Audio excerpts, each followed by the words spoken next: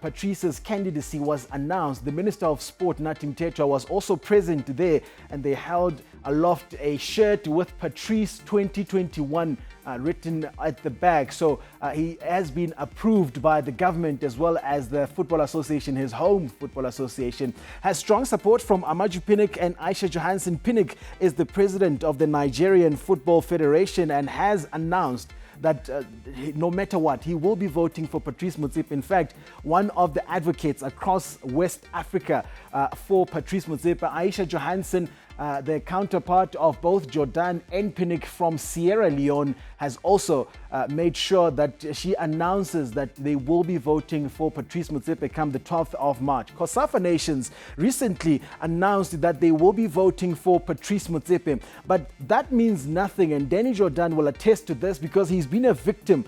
It's just an MOU that they have.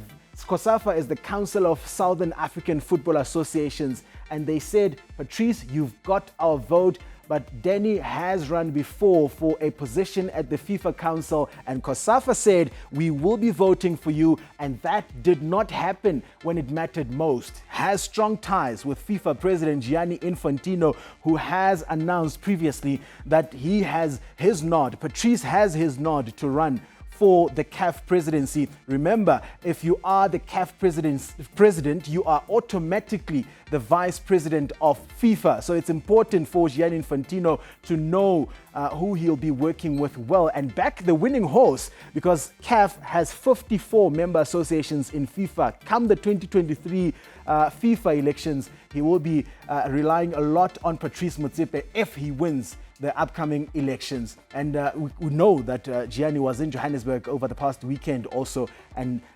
relied or just spoke with the COSAFA nations that they need to rally together behind Patrice Motsepe.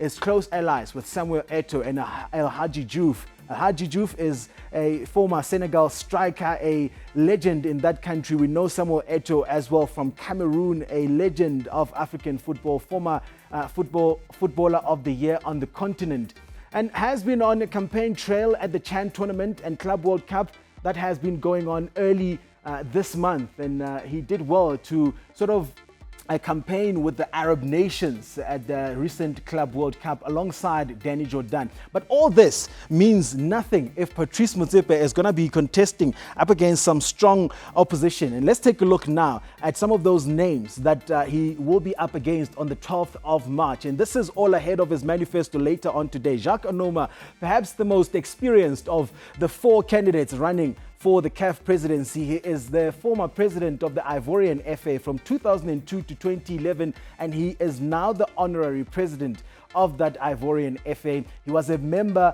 of the FIFA Council. That's the highest football decision-making body. That's from 2007 to 2015, and was barred from running in 2013 against previous president Issa Hayatou. And this was because of some politics inside CAF at that time. So he has been down this road before. He knows what he's doing. Augustin Senghor from Senegal is the president of the Senegal Football Association. He's also the president of a club there, Gori FC, member of the CAF Executive Committee and the mayor of Gori. So he knows a thing or two about winning elections, Augustin Senghor. So Motsepe will know this. And Ahmed Yahya from Mauritania, president of the Football Association, the CAF Administrator of the Year in 2017. There is a reason for that.